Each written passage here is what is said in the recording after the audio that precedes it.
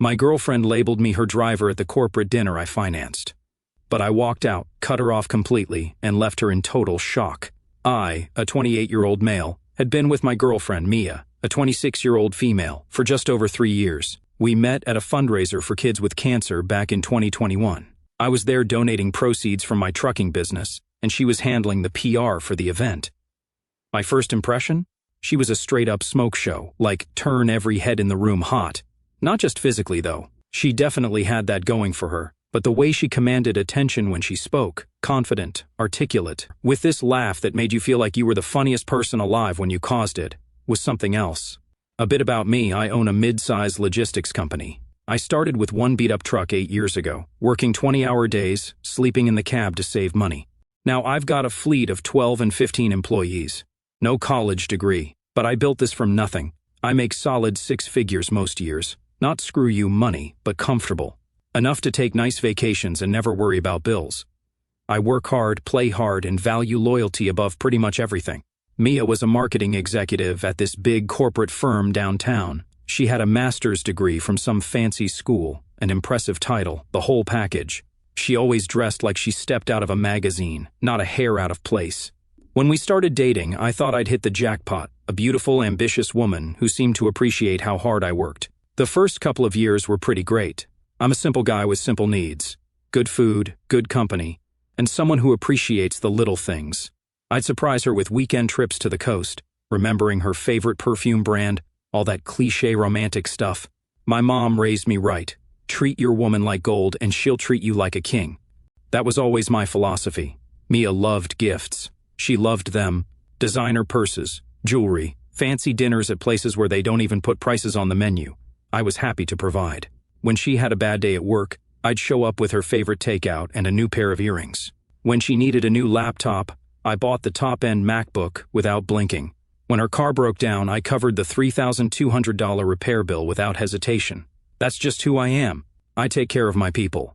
Sometimes her friend Kate would be around when I dropped stuff off. She's a teacher, the quiet type. She'd always thank me, even when Mia didn't, maybe ask how work was, going before disappearing into whatever room Mia had her waiting in.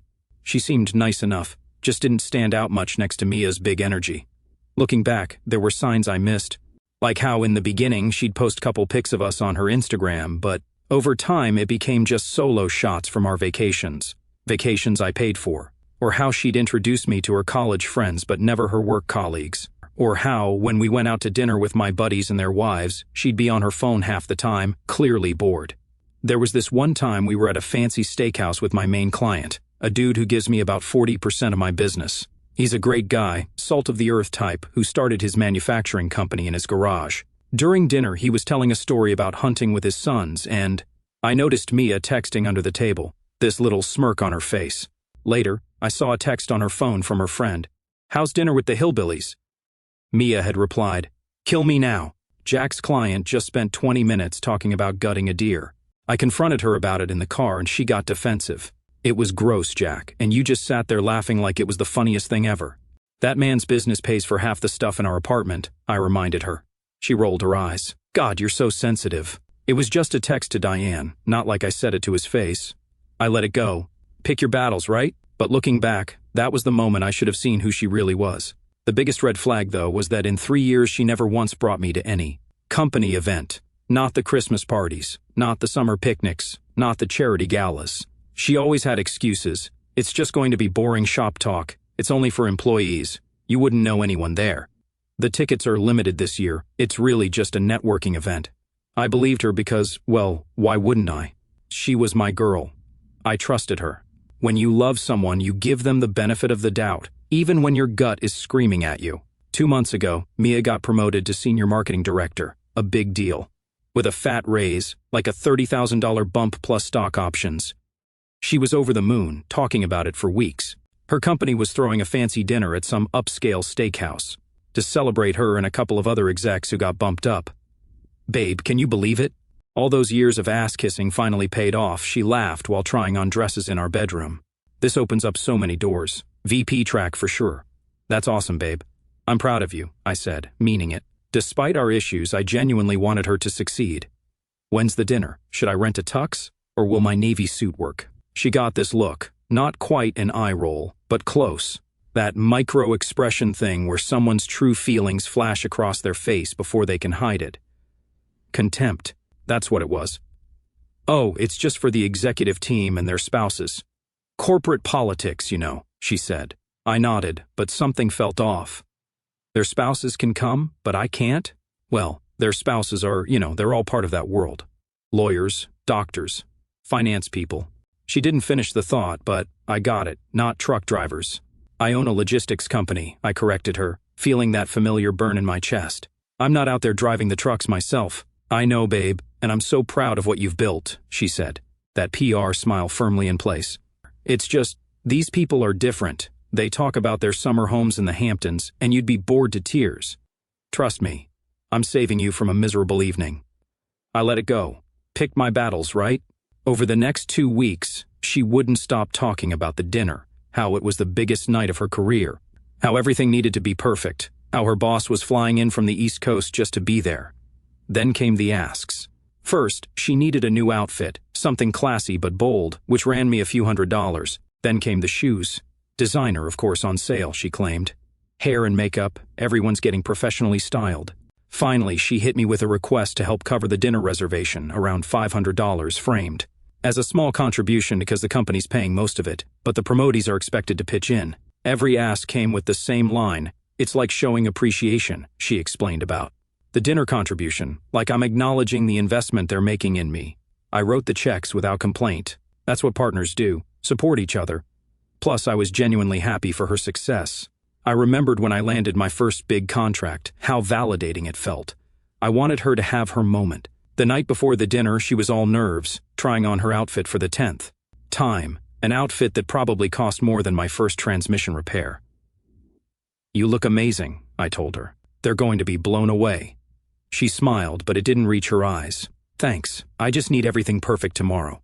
They're bringing in the CEO, and if I make a good impression, it could fast-track me to the executive committee." That night, I couldn't sleep. I got up for some water around 1 a.m. and overheard her on the phone in the bathroom, talking in that hushed voice people use when they don't want to be heard. No, he's fine with it. He doesn't even know where it is. Trust me, it's better this way. The last thing I need is him talking about truck routes while I'm trying to impress the CFO. I know, right? Can you imagine? This is my boyfriend. He's a real-life Smokey and the Bandit. Then she laughed. That same laugh that got me hooked 3 years ago, but now it was aimed at me. I pretended to be asleep when she came to bed. I lay there for hours, replaying every moment of our relationship, wondering how many other times she'd laughed at me behind my back. By morning, I was done playing along, not angry, just clear. I wasn't going to argue, beg, or give her another dollar. I was going to remind her exactly who I was without raising my voice once. I made a decision. I just wanted to see what these company events she always excluded me from were really like. I wanted to see her in her natural habitat, so to speak. I did some digging, found the restaurant online, this place called Embers, where they age the steaks for 60 days, and you need a reservation a month in advance. I called them, pretending to be confirming the corporate reservation details. Got the time, the private room name, everything. Easy. That evening, Mia left at 6, all dolled up, kissing me goodbye. "Don't wait up. It'll probably go late, and there might be drinks after." I waited an hour, took a long shower, trimmed my beard to perfection, put on my best suit, the one I wear to sign major contracts, my grandfather's vintage watch, and drove downtown. I parked a block away from the restaurant, this place where steaks cost more than my first truck payment. I walked in casual, confident, shoulders straight, eye contact with the hostess, firm handshake. I told her I was joining the corporate party but running late. She led me right to them, no questions asked. Guess I can clean up pretty nice when I want to. I didn't make a scene, just took a seat at the bar area that had sightlines to their private dining room.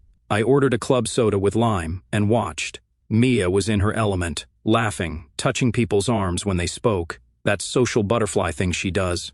I counted 20 people, all in expensive clothes, looking important. Her boss was this older dude with silver hair, who kept parading Mia around like a prize pony. What struck me most was how different she seemed.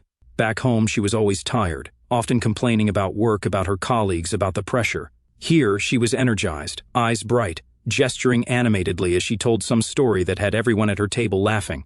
About an hour in, this younger guy in a blue suit came to the bar for drinks. He noticed me watching the room. "You with the corporate group?" he asked, friendly enough. "Sort of," I replied. "My girlfriend's in there." "Mia?" His eyebrows went up. "Mia, the marketing wizard? You're dating Mia?" I nodded, taking a sip of my club soda. 3 years now. That's wild. She never mentioned. He caught himself. "I mean, congratulations on her promotion." "Thanks," I said. "Mind if I ask what she's like at work?" "She doesn't talk about it much." Blue Suit got chatty after a couple of drinks. He told me Mia was a shark in heels. Ambitious, cutthroat, always working angles to climb higher, but respected. Definitely respected. "She's basically the reason we landed the Westfield account," he said. "Worked 80-hour weeks, outmaneuvered our competitors. Boss loves her." "She work closely with the team? Make friends at the office?" I asked, trying to sound casual. He shrugged. "She's selective with her time. Doesn't really do the happy hour thing unless higher-ups are there." Then he grinned. "Though there was that Christmas party last year. Man, your girl can dance." "Christmas party?" "The one she told me was canceled due to budget cuts." "You should come meet everyone," he suggested. "They'd love to meet Mia's boyfriend. She's always so private about her personal life." Before I could answer, he was leading me over. We walked into the private room, and heads turned. Mia was mid-laugh with some woman when she saw me. The smile dropped from her face like it was made of stone. "Jack," she said, my name sounding foreign in her mouth. Blue Suit, whose name was Tom, I learned, slapped my shoulder. "Found your boyfriend at the bar. Can't believe you've been hiding him for 3 years." The awkward silence lasted about 2 seconds before Mia recovered, plastering that PR smile back on. "Oh no, there's a misunderstanding," she laughed, high-pitched. "Jack's not my boyfriend." I kept my face neutral, waiting, part of me still hoping she'd introduce me properly. Say, "This is my partner, Jack," or something. Give me some dignity. He's just my driver for tonight. My car is in the shop. I literally froze. Driver, not boyfriend, not partner. Funny thing was, the cufflinks I wore that night, a gift from her 2 Christmases ago, were engraved with to my rock. And there I was, suddenly just the guy who drove her there. Nah, that moment broke something I didn't even realize I'd been holding on to. Tom looked confused, but she cut him off. "Jack likes to joke around, don't you, Jack?" As I stood there processing it, still keeping my cool, she leaned in real close with that fake PR smile still plastered. On and said under her breath, just loud enough for me to hear, "You should be grateful I even let you in." That was it right there. The switch flipped. That wasn't just disrespect, it was her telling me straight to my face I was beneath her. After everything I gave, paid for, and stood by, that was her takeaway. Everyone was staring now. The silver-haired boss, the woman Mia had been laughing with, all these strangers in expensive clothes looking at me like I was some weirdo crashing their party. I had 2 options, blow it up or walk out like a man who doesn't beg for respect. I picked the second. I looked her dead in the eye and said, "Calm as hell, truck's waiting out front when you're done." She blinked like I just snatched the script out of her hands. Then I turned to the room, gave a nod, and added, "Congrats on the promotions. Enjoy the night." I walked out, head high, finished my soda at the bar, left a tip that probably outclassed half the room, and drove off with 0 regrets. On the drive, I called my buddy Steve. "Hey man, can I crash at your place tonight? Everything all right?" he asked. "Not really. I'll tell you when I get there." I went home, packed a bag with essentials, left Mia's key on the counter with a note, found my own ride home. Staying at Steve's for a few days. "We need to talk, but not tonight." Then I drove to Steve's place, crashed on his couch, and told him everything. Good dude that he is. He just listened, didn't judge, offered me his guest room for as long as I needed it. The first thing I did after dropping my bag was cancel every card Mia had access to. Shared subscriptions? Gone. Her car insurance I was paying? Cut off. Spotify family plan? Down to a party of 1. I wasn't just walking. I was deleting every thread that tied us together. Mia blew up my phone that night. Call after call, voicemail after voicemail, each one more desperate than the last. A few texts popped up that I actually read, "Where are you? Call me." "Are you seriously this upset over a joke? I'm sorry, okay? Please just talk to me." I didn't respond to any of them. Turned my phone off and got the first decent night's sleep I'd had in months. I woke up to sunlight and the smell of coffee. Steve's wife, Jen, had made breakfast. She didn't ask questions, just squeezed my shoulder and said, "Eat. Everything's better with a full stomach." After breakfast, I turned my phone back on. 16 more missed calls from Mia. 3 from numbers I didn't recognize, probably her friends. I texted her, "I'm fine, staying at Steve's. We'll talk tomorrow. Don't come here." Then I spent the day helping Steve work on his project car, this 1967 Mustang he's been restoring for like 3 years. Mindless mechanical work, exactly what I needed. Then Mia showed up anyway. Steve answered the door. "Is Jack here?" I heard her ask, that PR voice in full effect. "I've been so worried." "He doesn't want to see you right now," Steve said firmly. "I just want to explain." "He said he'll talk to you tomorrow," Steve repeated, then closed the door. I could hear her yelling outside for a few minutes, then the sound of tires squealing as she drove off. The next day, I went home around noon, knowing Mia would be at work. I grabbed more clothes, my laptop, important documents, and left her another note. With a time to meet at a coffee shop near our place. Public setting, neutral ground. She was already there when I arrived. Makeup perfect despite her red-rimmed eyes. She stood up when she saw me, tried to hug me. I stepped back. "Jack, thank God. I've been going crazy worrying about you," she said. I sat down. "Let's skip the drama, Mia. 3 years and I'm just your driver." It was a stupid joke. I panicked. Tom caught me off guard. "You weren't caught off guard. You were ashamed of me. Have been for a long time." "That's not true," she protested, but her eyes said otherwise. "Christmas party," I said flatly. "The one you said was canceled. The charity gala in March, the one you said was employees only. That blue suit Tom mentioned bringing his girlfriend to the company picnic where spouses were specifically invited that you conveniently forgot to tell me about." She looked cornered. "Those events aren't as fun as they sound." "Drop it," I cut in. I heard the call. "Last thing I need is him talking about truck routes while I'm trying to impress the CFO. Ring any bells?" Her face dropped. "You meant it," I said, steady. "And here's the thing. It's not about you being ashamed of me. That's your insecurity to carry, not mine." She opened her mouth, trying to form something soft. "You know I care. We live together." "Yeah." I leaned back. "Then name one thing about me that isn't surface level." She froze, blinked. "Nothing exactly. I said 3 years and you never really saw me, just what I could cover for you." She tried again, voice cracking. "That's not fair. I've been under pressure." "We all are," I said flat.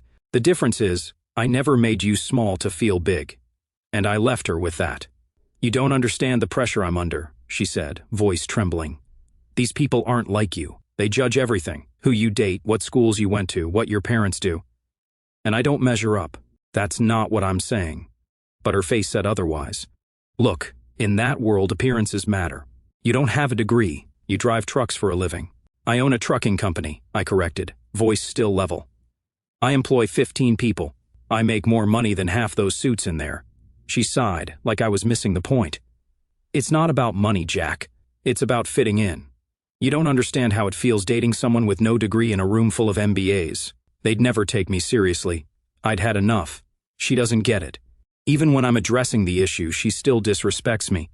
3 years of my life spent with someone who was ashamed of me, who saw me as something to hide, who took my money, my time, my love, but thought I should be grateful to even be in her orbit. "I think we're done here," I said, standing up. "What, Jack?" "No, please, we can work on this. I'll do better. I'll bring you to work events. I promise." "Too late," I said. "I'll be by tomorrow with Steve to get the rest of my stuff. You can keep the apartment until the lease is up in 2 months. I'll pay my half of the rent. After that, you're on your own." "Where will you go?" she asked, voice small. "Not your problem anymore." As I walked away, she called after me. "You're making a mistake. 3 years, Jack. Are you really throwing away 3 years over one stupid comment?" I turned back. "No, I'm walking away from being the guy who funded your lifestyle but wasn't worth acknowledging in public. That's what I'm walking away from." I left her crying in the coffee shop and blocked her number before I even got to my truck. A week later, I was settling into a small apartment Steve's cousin was renting out. Nothing fancy but clean and affordable. I started throwing myself into work, hitting the gym more often, reconnecting with friends I'd neglected while with Mia. One afternoon, I was grabbing lunch at this deli near my office when someone tapped my shoulder. I turned around to find Kate standing there with a hesitant smile. "Hey, Jack," she said, shifting her weight. "I heard what happened. Wanted to check if you're okay." "I'm getting there," I replied, surprised to see her. "Want to join me?" Over lunch, Kate told me Mia had made me out to be the jealous boyfriend who couldn't handle her success. But she'd known Mia since they were kids, and said this wasn't the first time Mia twisted the truth to suit herself. She believed I deserved better than being reduced to someone's driver after 3 years together. When I asked if Mia had always been like that, Kate said status had always mattered to her. Back in high school, she even dropped a friend because her dad lost his job. I asked why she stayed friends with someone like that, and she just shrugged, saying it was history.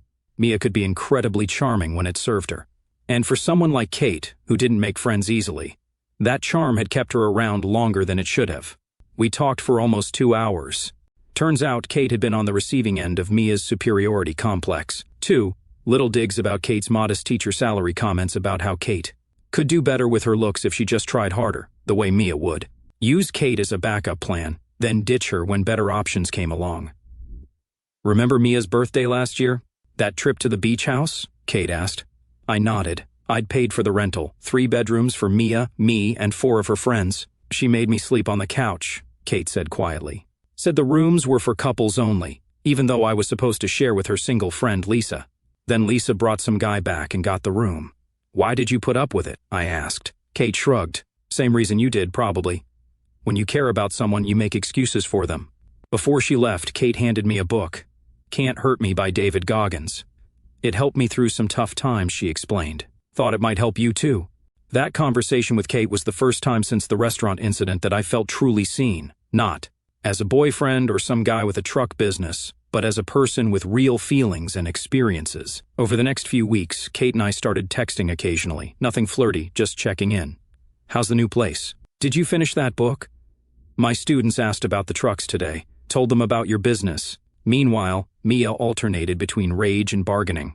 She'd create new email addresses to bypass my blocks, sometimes calling me an asshole for embarrassing her, then declaring her undying love in the next message. When those went unanswered, she started sending mutual friends to plead her case. She's a mess, man, my buddy Mike reported after running into her.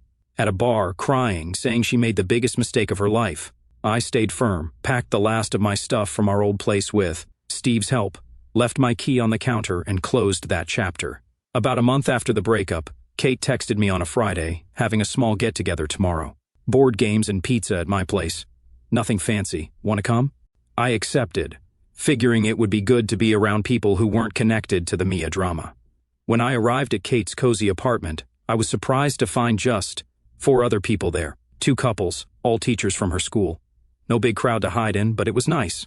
Relaxed. We played Catan, laughed about ridiculous school stories, ate too much pizza. Nobody asked about my degree or made snide comments about my job. When I mentioned a challenge with a new route my drivers were handling, they asked thoughtful questions. Around midnight, the others left and I stayed to help clean up. I thanked Kate for the invite, telling her I hadn't realized how much I needed it. She smiled and said, "It was nice seeing you laugh again." Although my soul felt cold and hollow, like nothing could really reach me, something about the way she said it made me pause. I looked at her, really looked at her, not as Mia's friend Kate, but as her own person. She was wearing jeans and a simple green sweater that matched her eyes, hair pulled back in a messy bun. Nothing fancy, but she looked beautiful. "What?" she asked, noticing my gaze. "Nothing," I said, shaking my head. "Just realizing some things." "Like what?" "Like how sometimes what you need has been right in front of you, but you were too distracted to notice." She blushed slightly. "Jack," she started, then paused. "Sorry," I backpedaled. "That was too much. I should go." She caught my arm as I turned. "It wasn't too much. It's just complicated. You're fresh out of a relationship with my friend." "Ex-friend," I corrected. "Still, I don't want to be your rebound." I nodded. "Fair enough." "Friends then?" "Friends," she agreed with a smile. But as I drove home that night, I couldn't stop thinking about her smile. Her laugh, the way she listened, really listened, when people talked. 2 days later, Kate mentioned her car was acting up. So I spent Sunday afternoon replacing her brake pads in the parking lot. When I finished, we sat on the curb with cold drinks, talking. She asked why I stayed with Mia so long, and I admitted it was easier to keep going than face what wasn't working. She said, "You deserved someone who was proud to be with you." Something shifted between us in that moment, but we left it unspoken. After that, we started spending more time together. Just friends, though we both felt the unspoken tension growing. About 2 months after the breakup, I was working late when my receptionist buzzed. Mia was there, said it was urgent. I hadn't seen her since the coffee shop. She walked in looking different. Same designer clothes but shorter hair, toned down makeup, and an awkward stance in the doorway. "Nice office," she said, looking around at the maps on the walls, the industry awards on my shelves. "I've never been here before." "What do you want, Mia?" I asked, not getting up. She took a deep breath. "I talked to my therapist about what happened, about how I treated you. She helped me see some things." "You're in therapy?" I couldn't hide my surprise. "Started a few weeks ago after everything." She sat down across from me. "I've been doing a lot of thinking about why I was so ashamed to introduce you to my work friends. Why? I lied about all those events my whole life. I've been taught that success means a certain kind of man. My mother always said I should find a doctor, a lawyer, someone with credentials she could brag about to her friends. When I brought home a guy who worked at a record store in college, she said I was selling myself short. I listened, face neutral. When I met you, I was attracted to your confidence, your drive. You were so different from the corporate guys I usually dated, but I never fully shook those messages that you weren't the right kind of successful."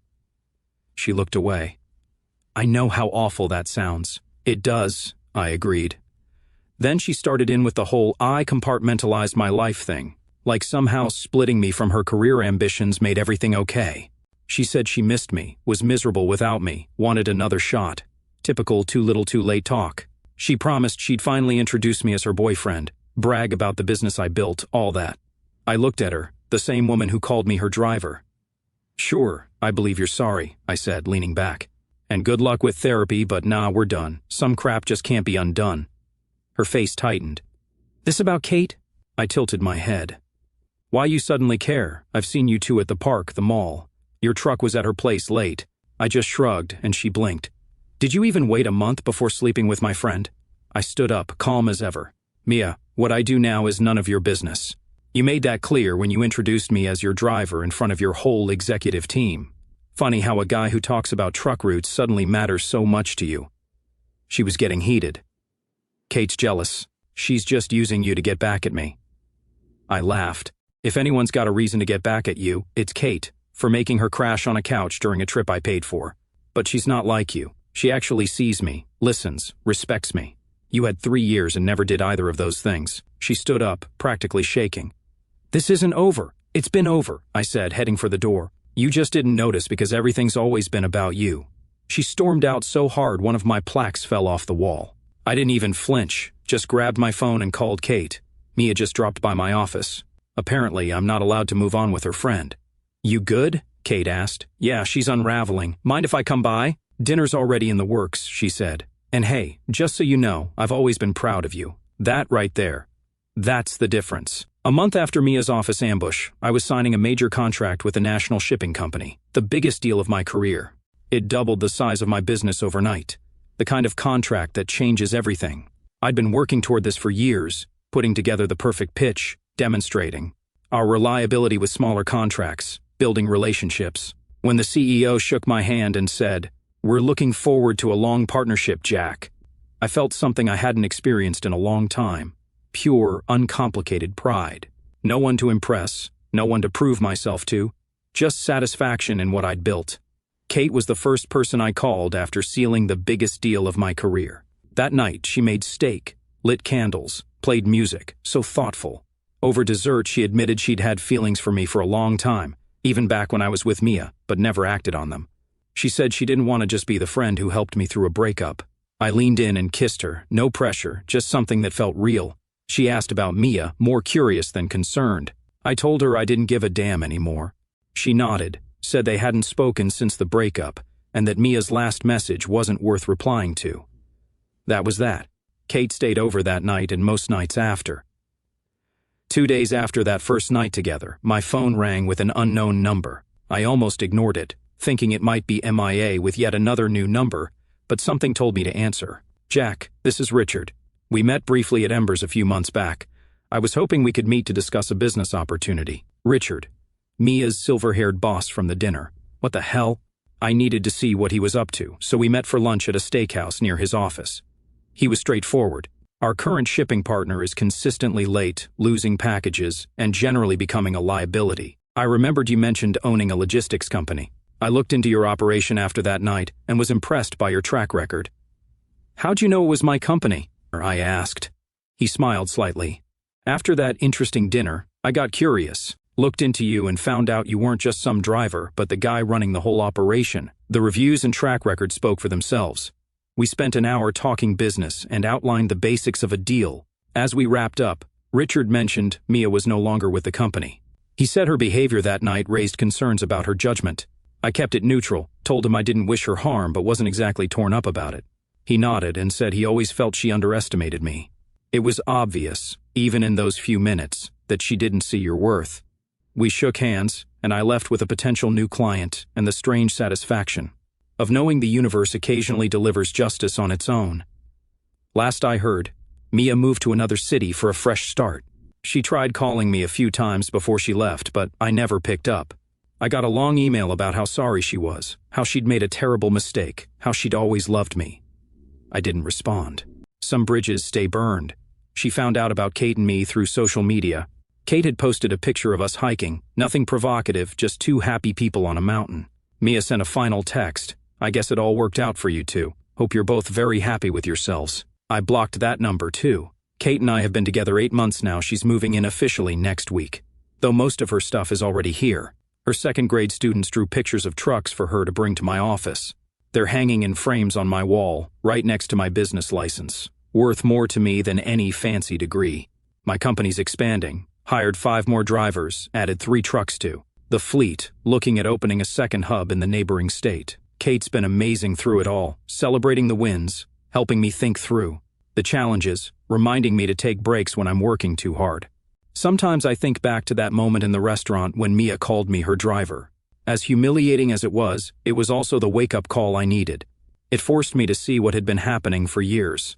That I was with someone who wasn't just wrong for me, but actively ashamed of me.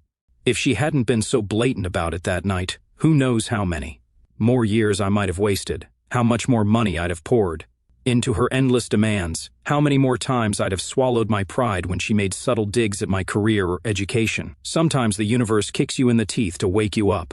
Most guys reading this probably know what I'm talking about, that gut feeling when something's off but you can't quite name it. The subtle digs that leave you feeling like you're not enough. The constant need to prove your worth. If you're experiencing that, get out. Life's too short to be with someone who makes you feel small. Sometimes the best revenge isn't some elaborate scheme. It's just living well and finding someone who's proud to stand beside you. Someone who introduces you as her boyfriend, not her effing driver.